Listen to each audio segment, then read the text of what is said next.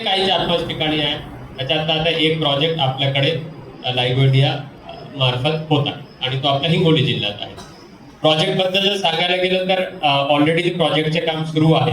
आमची जी प्राथमिक चर्चा झाली कदाचित 3-4 वर्षात त्याच्या कार्यान्वित ते होणार आहे.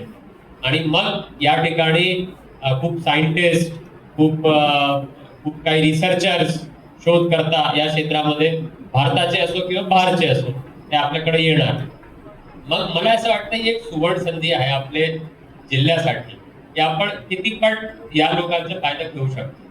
म्हणजे आपल्यासारख्या जिल्ह्यामध्ये या प्रकारची प्रेझेंटेशन आणि या प्रकारची चर्चा होणं ही एक वेगळा भाग आहे. मला नाही वाटतंय आपले महाराष्ट्रामध्ये कुठलाही जिल्हा असा आज रोजी असेल जिथे आपण सकाळी 11 वाजता शिक्षकांबरोबर ग्रॅव्हिटेशनल वेव्ह बद्दल चर्चा करत आहोत असं तर मला वाटत नाही. किंवा क्वांटम मेकॅनिक्स किंवा थ्योरी ऑफ रिलेटिव्हिटी याच्याबद्दल आपण चर्चा करत आहोत है ना. म्हणजे यांच्या मार्फत एक आपल्याला एक सुवर्ण संधी भेटलेली आहे. आपल्याला माहित असेल की ग्रॅव्हिटेशनल वेव्ह तर एक कॉन्सेप्ट आहे, पण जे आपल्याकडे शिक्षकांमार्फत मुलांपर्यंत जायचे, we have students from 1st to 8th class, काही 10th क्लास पर्यंत आपले आहेत, काही प्रायव्हेट स्कूल्स मध्ये आहेत. मग त्यांना आपण कॉन्सेप्ट कैसे त्यांना ओरिएंटेशन देऊ शकतो, त्यांना हे कॉन्सेप्ट ची एक ओळख कैसे निर्माण करून देऊ शकतो, ही आपली एक भूमिका असायला पाहिजे. कारण जर आपण आपल्या मुलांमध्ये क्युरिओसिटी निर्माण केली, मग पुढे जाऊन याच्यापैकी कोणीतरी सी.व्ही. रमन, कोणीतरी होमी बाबा, कोणीतरी याच्यातच असणार ना, बाकी कुठून येणार. These are the budding scientist कदाचित आपले.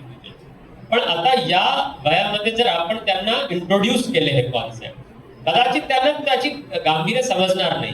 ग्रॅव्हिटेशनल वेव्ह एक्झॅक्टली काय ते समजणार नाही, ग्रॅव्हिटी काय ते कदाचित समजणार नाही, त्याच्या फॉर्म्युला कदाचित देता येणार नाही. पण एक सोपे भाषेमध्ये जर आपण त्यांना काही गोष्टी समजून सांगितली की बाबा एवढे तारे आहेत, एवढे प्लॅनेट्स आहेत, ताऱ्यांची ही लाईफ असतात, झाल्यावर ते स्टार मरून जाते, मग तिथून काहीतरी निघते. या प्रकारची क्युरिओसिटी जर आपण निर्माण केली, कदाचित आपल्यालाही समजणार नाही, त्यांनाही समजणार नाही, राहू द्या. But if we can introduce the concept आणि एक क्युरिओसिटी निर्माण केली तर नक्कीच पुढे जाऊन आपल्याला त्याचे खूप मदत होणार आणि त्याच्यातून काही लोक ज्यांना इच्छा असेल ते कॅन गो फॉर. म्हणून ऍस्ट्रॉनॉमी विषयामध्ये मला वाटतंय आपण मागेही काही ठिकाणी टेलिस्कोप्स दिले, प्रत्येक तालुक्यात टेलिस्कोप्स आहेत.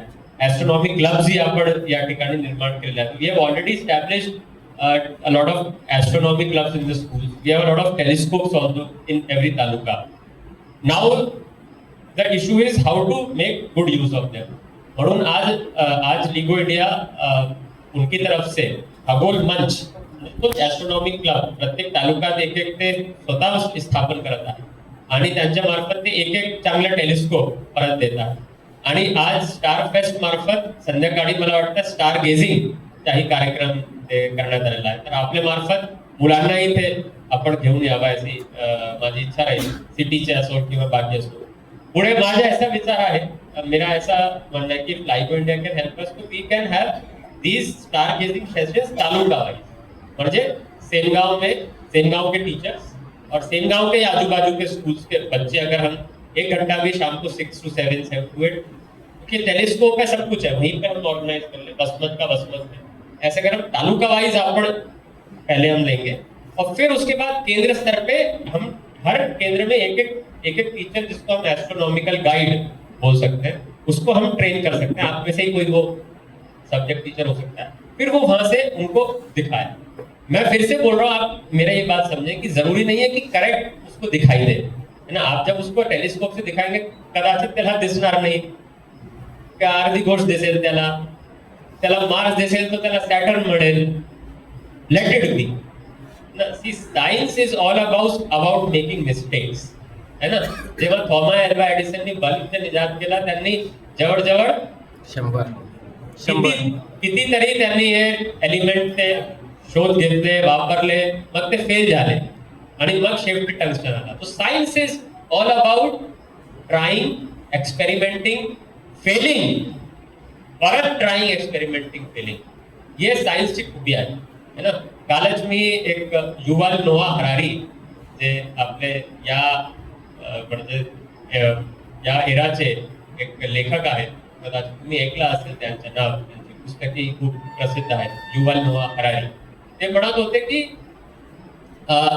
जेव्हा माणसाची अनभिज्ञता, इग्नोरन्स, जेव्हा माणसाला असं कळालं की आम्हाला काहीच माहित नाही, तेव्हा सायन्सची सुरुवात झाली. जेव्हा माणसाला असं वाटत होतं की सगळं माहिती आहे आम्हाला, हे कसं चाललंय, हे कसं चाललंय, हे कसं आहे, तेव्हा सायन्सची गरजच नव्हती, कारण माणसाला असं वाटत होतं की वी नो एव्हरीथिंग. पण तेव्हा त्या माणसाला कळालं यू डोंट नो एनिथिंग, आपल्याला काहीच माहित नाहीये. इनफॅक्ट आजही काहीच माहित नाही आपल्याला. पृथ्वी किती जुनी आहे, कधीपर्यंत टिकेल पृथ्वी, पृथ्वी सारखे काही प्लॅनेट्स आहेत का जिथे लाईफ आहे, do we know? No. So science is from the beginning of ignorance of mankind. माणसाची अनभिज्ञता जेव्हा त्याला कळाली तेव्हापासून सायन्सची सुरुवात आहे की आपल्याला माहित नाही, मग माहित करून घ्यायचे, मग विचारायचे. म्हणून आपण रिसर्च, शोध, इन्स्ट्रुमेंट या सगळ्या सुरुवात केली. त्याच्या जेव्हा ग्रॅव्हिटी, आपल्याला 2017 पर्यंत माहितच नव्हतं की ग्रॅव्हिटेशनल वेव्ह आहे. आपल्याला माहित होता, आपल्याला अंदाज होता की कदाचित आहेत, पण कधी डिटेक्ट झाले नव्हते.